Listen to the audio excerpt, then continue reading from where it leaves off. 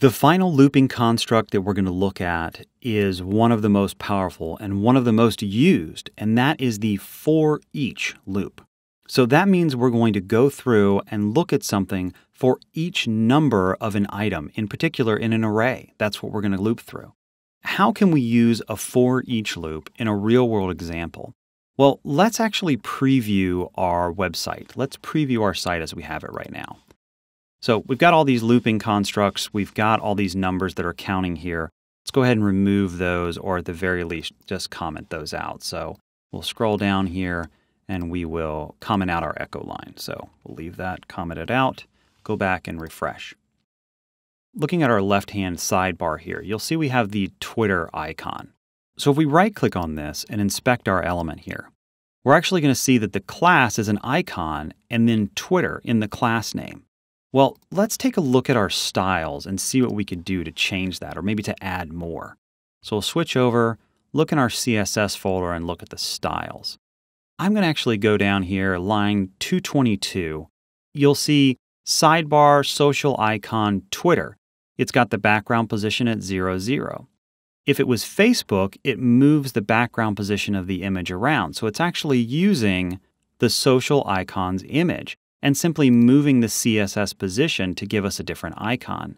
So if we were to go here and change this instead of Twitter to Facebook, then I'm going to save this and then go back to our preview and refresh.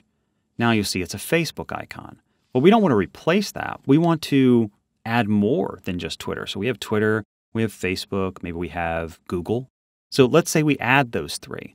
Well, instead of just manually coding them, we would actually use a Foreach loop here. So we would add one here on line 47, put this code inside of our loop, and then close it on line 49. But we would need something to loop and change.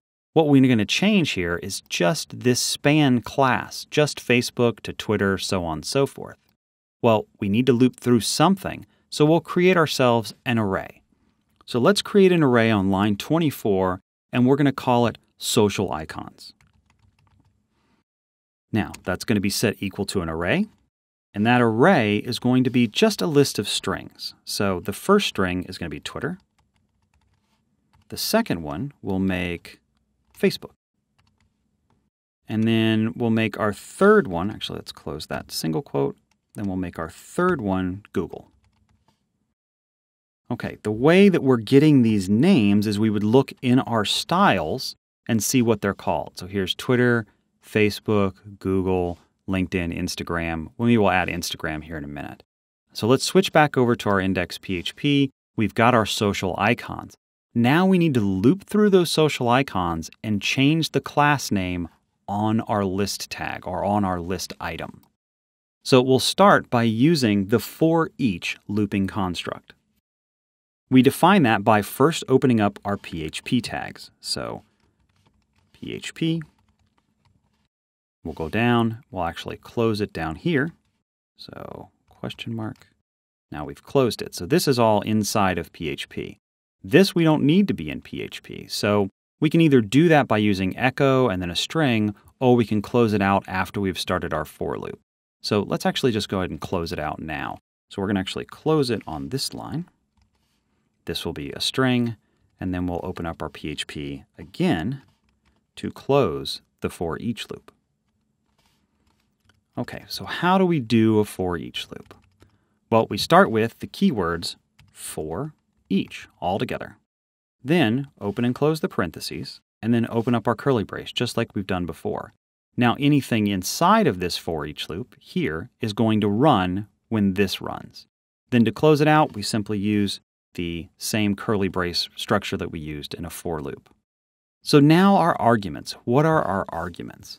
Well, the first thing is for each what? So for each of our social icons. So social icons.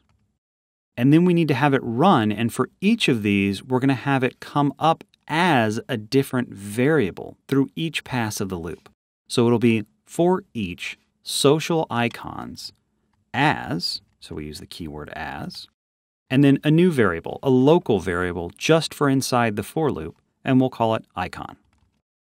So if you notice in our naming convention here, I've done social icons, it's plural, as a singular icon, so just icon. Now we go into our for loop, and then we replace what we want with the PHP variable icon. So we'll open up our PHP tags again. Just like we've done before, we echo and then echo icon. Then we close our PHP tag, and then that's it.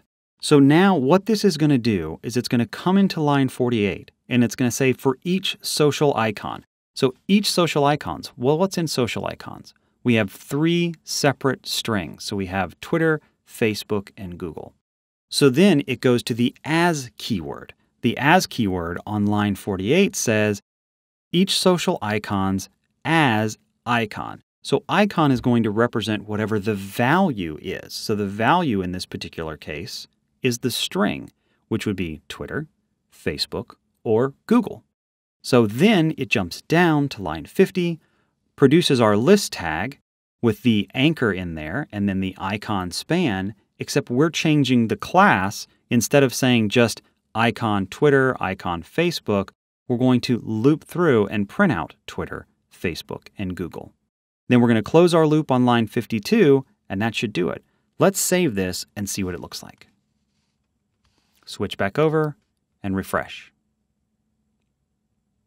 So as you see here, we now have 3 icons. We have Twitter, Facebook, and Google.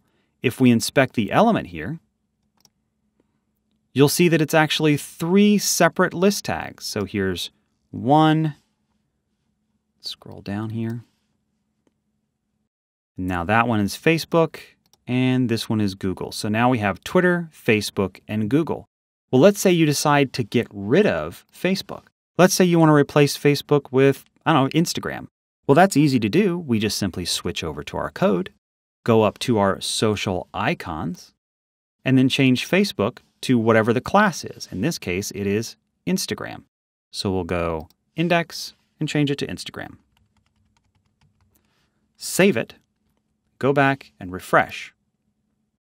So that's the power of the looping construct with for each and arrays. So we can just access the very simple, basic values of the array, loop through it, and do something with it. In this case, instead of just printing a number, we've actually printed a social icon and changed the class name.